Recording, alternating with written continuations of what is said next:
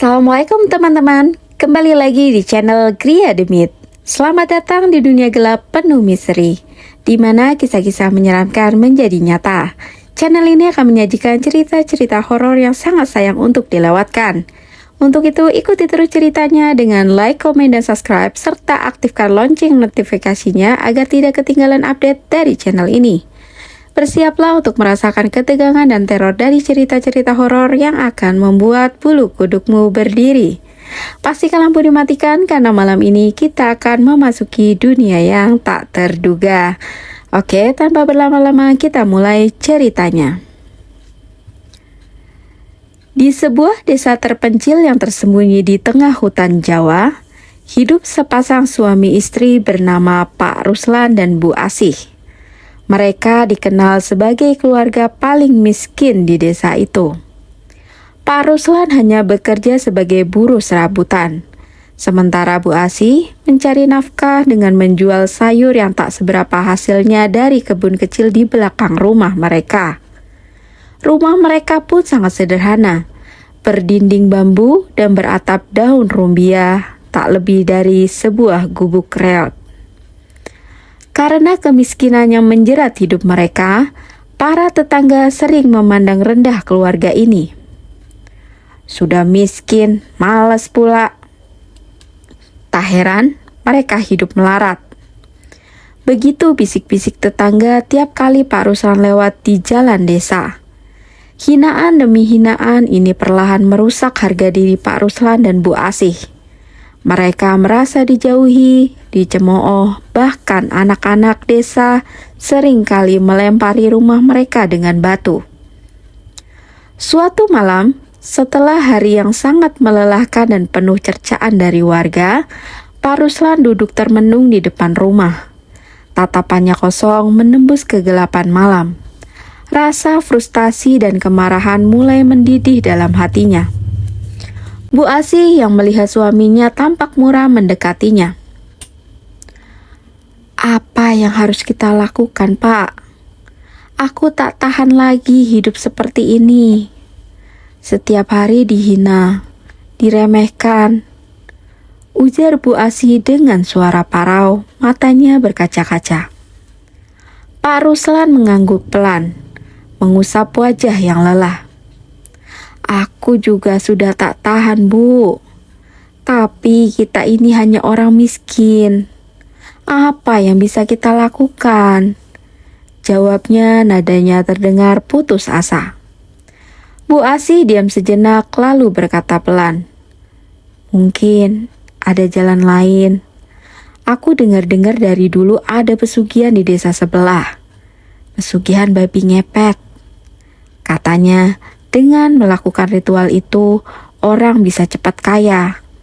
Mungkin ini satu-satunya jalan keluar keluarga kita." Pak Ruslan terdiam. Pikirannya kalut. Ia tahu apa itu pesugihan babi ngepet. Pesugihan ini melibatkan kekuatan gaib yang kelam, di mana salah satu dari mereka harus menjelma menjadi seekor babi yang bisa mencuri uang dari rumah-rumah orang kaya di malam hari. Namun, untuk memulainya, mereka harus mengorbankan sesuatu yang besar, harga diri, jiwa, atau bahkan nyawa. Beberapa malam kemudian, setelah tak sanggup lagi menahan hinaan dari warga, Pak Ruslan dan Bu Asih memutuskan untuk nekat. Mereka mencari dukun yang dikenal ahli dalam hal pesugihan babi ngepet di desa seberang. Setelah perjalanan yang panjang dan melelahkan, mereka tiba di rumah dukun tersebut. Dukun tua itu dengan wajah penuh kerutan dan sorot mata yang tajam menyambut mereka. "Jadi, kalian mau ikut pesugihan babi ngepet?" tanyanya dengan suara berat. Pak Ruslan dan Bu Asih mengangguk tanpa ragu, meskipun dalam hati mereka ada rasa takut yang besar. "Kalau kalian sudah memutuskan, tak ada jalan kembali. Salah satu dari kalian akan menjelma menjadi babi setiap malam, dan yang lain harus menjaga lilin. Jika lilin itu padam, yang menjadi babi akan tertangkap dan terbunuh. Dan ingat, semakin besar uang yang kalian curi, semakin besar pula tumbalnya, ujar dukun itu seraya menatap mereka tajam. Malam itu, setelah menjalani ritual mengerikan yang dipimpin oleh sang dukun, Pak Ruslan menjelma menjadi seekor babi hitam besar. Matanya merah menyala, tubuhnya besar dan kuat. Sementara itu, Bu Asih duduk di rumah mereka yang remang-remang, menjaga lilin kecil yang menyala redup. Tubuhnya gemetar, jantungnya berdetak kencang, takut kalau lilin itu padam. Setiap malam, Pak Ruslan berkeliaran di desa dalam wujud babi ngepet. Menyelinap masuk ke rumah-rumah orang kaya, mengambil uang mereka tanpa diketahui. Uang-uang itu dibawa kembali ke rumah dan dalam waktu singkat, kehidupan Pak Ruslan dan Bu Asih berubah drastis. Rumah mereka yang dulu reot kini berubah menjadi megah. Mereka memiliki banyak harta, emas dan perhiasan. Tetangga yang dulu mencemooh mereka kini justru memuji, bahkan iri dengan kekayaan mendadak itu. Namun, keganjilan mulai dirasakan oleh warga desa. Banyak yang kehilangan uang tanpa jejak dan terdengar kabar tentang babi jadi-jadian yang berkeliaran di malam hari. Beberapa warga mulai curiga dengan kekayaan Pak Ruslan yang datang tiba-tiba. Suatu malam, ketika Pak Ruslan sedang dalam wujud babi ngepet dan berkeliaran di rumah seorang juragan kaya, tiba-tiba lilin yang dijaga Bu Asih berkedip-kedip. Ia panik, tapi berusaha tetap tenang. Namun, angin malam yang berhembus kencang tak bisa ia kendalikan. Lilin itu padam seketika. Di saat yang sama, warga desa yang sudah bersiap-siap dengan jaga malam akhirnya menangkap basah seekor babi besar di halaman rumah juragan itu. Mereka mengejar babi tersebut dengan obor dan parang di tangan. Pak Ruslan yang terperangkap dalam wujud babinya lari pontang-panting mencoba menyelamatkan diri. Namun takdir berkata lain. Ia terpojok di sebuah kebun jagung dan tanpa ampun warga membacok tubuhnya hingga tak bernyawa. Bu Asih yang mengetahui lilin padam berlari keluar rumah, mencoba mencari suaminya. Ia menemukan tubuh Pak Ruslan yang sudah kembali ke wujud manusia tergeletak di kebun jagung, penuh luka dan sudah tak bernyawa. Jerit tangisnya menggema di malam yang sunyi. Namun, penyesalan tak mengubah apapun. Warga desa segera mengetahui bahwa Pak Ruslan dan istrinya telah melakukan pesugihan babi ngepet. Harta kekayaan yang dulu membuat mereka dihormati, kini berbalik menjadi kutukan. Bu Asih hidup dalam penyesalan yang mendalam. Dihantui oleh kematian suaminya dan dosa besar yang mereka lakukan. Setelah kematian tragis Pak Ruslan, desa itu kembali seperti sedia kala. Rumah megah yang ia dan istrinya bangun dengan hasil pesugihan babi ngepet menjadi sunyi dan perlahan terbengkalai. Bu Asih yang dulu dikenal karena kekayaan mendadak, kini hidup seorang diri, tenggelam dalam penyesalan dan ketakutan. Warga desa mulai menjauh dari rumah itu, merasa ada aura gelap yang menyelimuti tempat tersebut. Mereka percaya bahwa kematian Pak Ruslan membawa kutukan yang lebih besar. Namun apa yang warga tidak ketahui adalah bahwa kematian Pak Ruslan belum sepenuhnya mengakhiri perjanjian mereka dengan dukun pesugihan. Ketika Pak Ruslan terbunuh dalam wujud babi ngepet, arwahnya tidak diterima di alam baka. Ia terjebak di antara dua dunia, dunia orang hidup dan dunia arwah. Perjanjian dengan kekuatan gaib yang mengubahnya menjadi babi ngepet belum selesai. Arwahnya tetap terikat pada perjanjian tersebut, dan entitas gelap yang menguasai pesugihan itu masih menuntut sesuatu darinya. Malam-malam di desa mulai terasa berbeda, seperti ada sesuatu yang tak kasat mata, namun menakutkan mengintai di balik kegelapan. Warga desa mulai mendengar suara aneh dari arah kebun jagung, tempat di mana Pak Ruslan dulu terbunuh. Terkadang terdengar suara babi menggeram. diselingi suara langkah berat yang menyeret di tanah. Beberapa warga yang penasaran mencoba mendekati kebun itu pada malam hari. Namun, mereka kembali dengan wajah pucat, gemetaran dan ketakutan yang luar biasa. Mereka mengaku melihat sosok hitam besar dengan mata merah menyala mengawasi mereka dari kejauhan. Rumor mulai beredar bahwa arwah Pak Ruslan masih bergentayangan. Namun bukan sekedar arwah biasa. Ia adalah arwah yang masih terikat pada perjanjian pesugihan babi ngepet. Arwah itu tidak bisa pergi karena perjanjiannya dengan kekuatan gaib belum terpenuhi sepenuhnya. Kekuatan yang pernah memberi kekayaan kini menuntut kembali apa yang seharusnya menjadi haknya. Bu Asih yang tinggal di rumah tua itu mulai mengalami kejadian-kejadian ganjil. Setiap malam, ia mendengar suara langkah berat di sekitar rumah. Suara itu semakin mendekat seolah-olah ada sesuatu yang berjalan di halaman rumah. Tetapi tak ada yang terlihat. Kadang-kadang, suara babi menggeram terdengar dari jendela kamarnya. Ia tahu betul siapa yang datang. Itu adalah suaminya, Pak Ruslan, yang tidak bisa beristirahat dengan tenang. Suatu malam, dalam tidurnya yang gelisah, Bu Asih bermimpi bertemu dengan Pak Ruslan. Dalam mimpi itu, Pak Ruslan tampak sangat pucat, dengan mata merah yang penuh kesedihan. "Asih, aku belum bebas. Aku masih terikat oleh perjanjian itu. Kau harus melanjutkan pesugihan, atau aku tak akan pernah lepas dari kutukan ini," ucap Pak Ruslan dengan suara berat dan serak. Bu Asih terbangun dengan keringat dingin membasahi tubuhnya. Ia merasa ngeri, namun ia tahu bahwa mimpinya bukan sekedar bunga tidur. Itu adalah pesan dari arwah suaminya yang terperangkap. Mimpi itu terus menghantui Bu Asih. Setiap malam, ia merasa arwah Pak Ruslan semakin mendekat, semakin menuntut. Keputusannya semakin goyah. Ia tak tahan melihat suaminya menderita meskipun dalam wujud arwah. Akhirnya, dalam keputusasaan, ia kembali mencari dukun yang dulu membantu mereka melakukan pesugihan. Dukun tua itu sudah menunggu ketika Bu Asih tiba. Tatapannya tajam dan penuh misteri. "Kau datang untuk melanjutkan perjanjian itu?" tanyanya tanpa basa-basi. Bu Asih mengangguk pelan meski hatinya penuh ketakutan. "Pesugihan ini belum selesai. Kau harus meneruskannya, atau arwah suamimu akan selamanya terperangkap di antara dua dunia.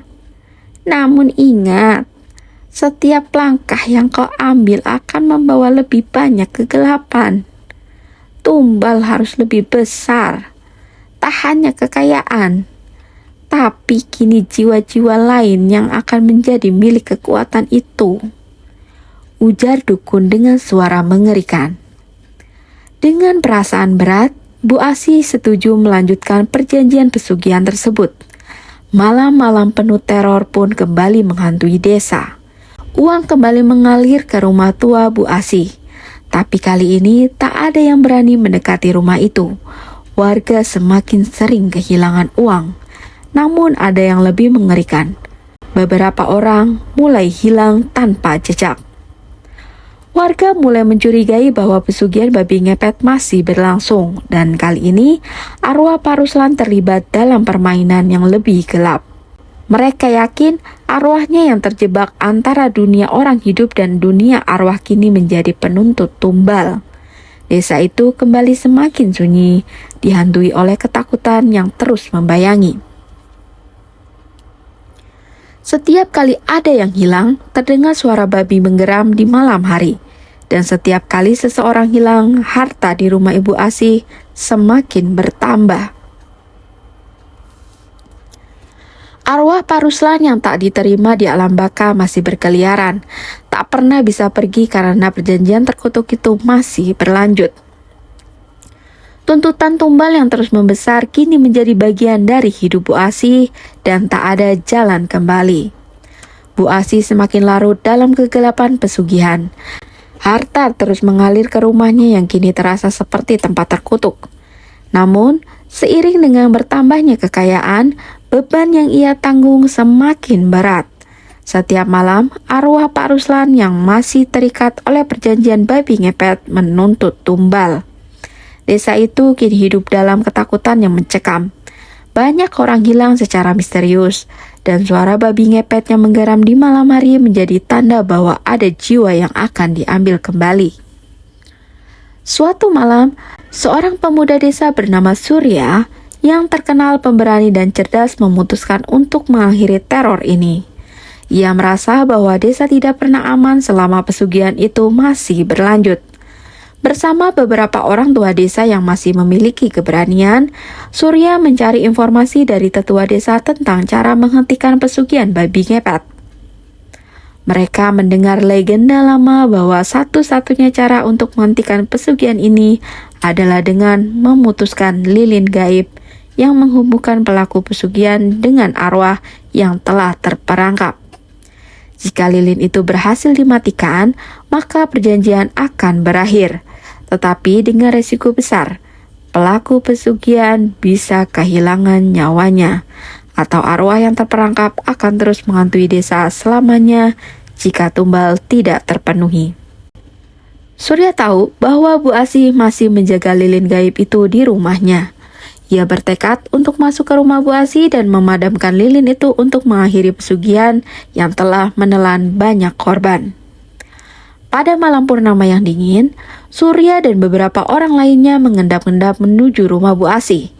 Angin malam berhembus kencang, menambah nuansa suram di sekitar mereka. Rumah itu tampak gelap dan sunyi, namun dari celah-celah jendela, mereka bisa melihat kilatan cahaya lilin yang terus menyala di dalam.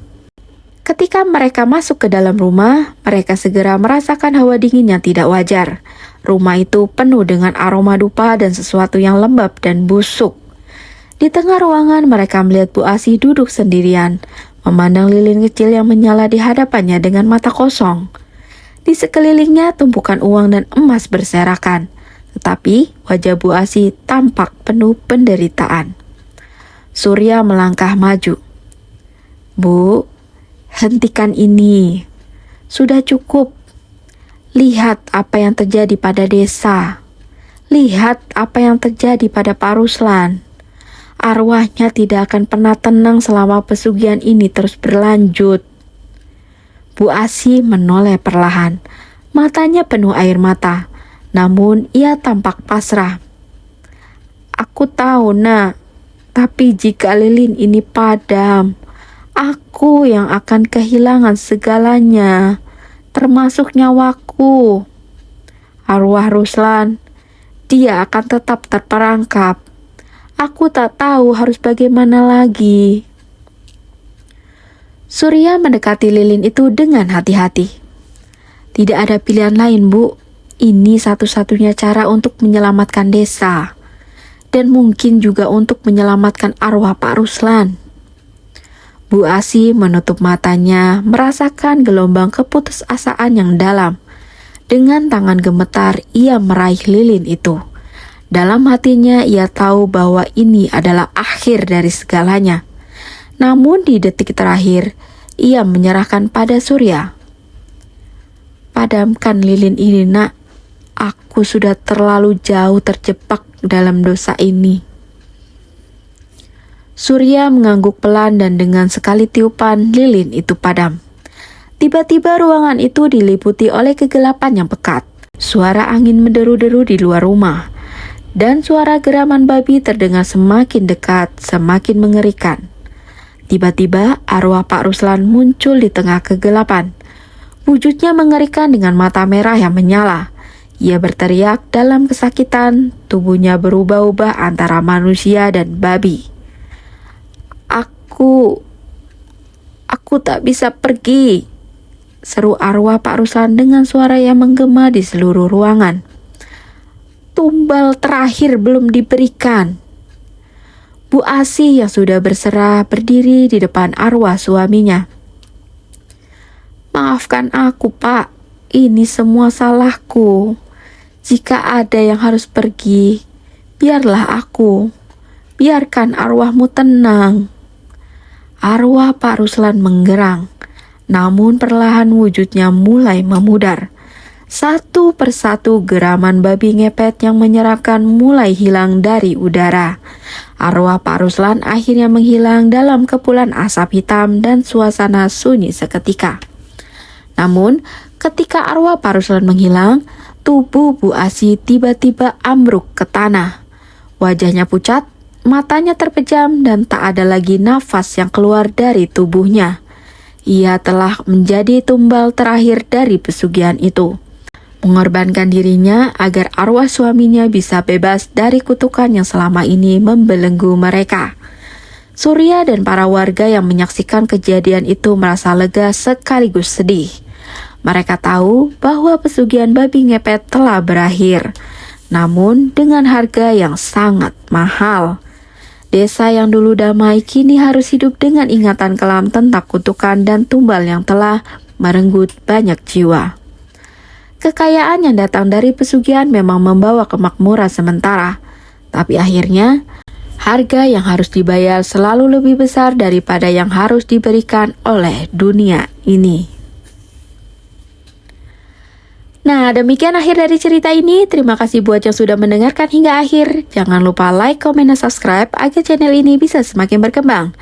Sehat selalu buat kalian dan bahagia selalu. Akhir kata, wassalamualaikum warahmatullahi wabarakatuh.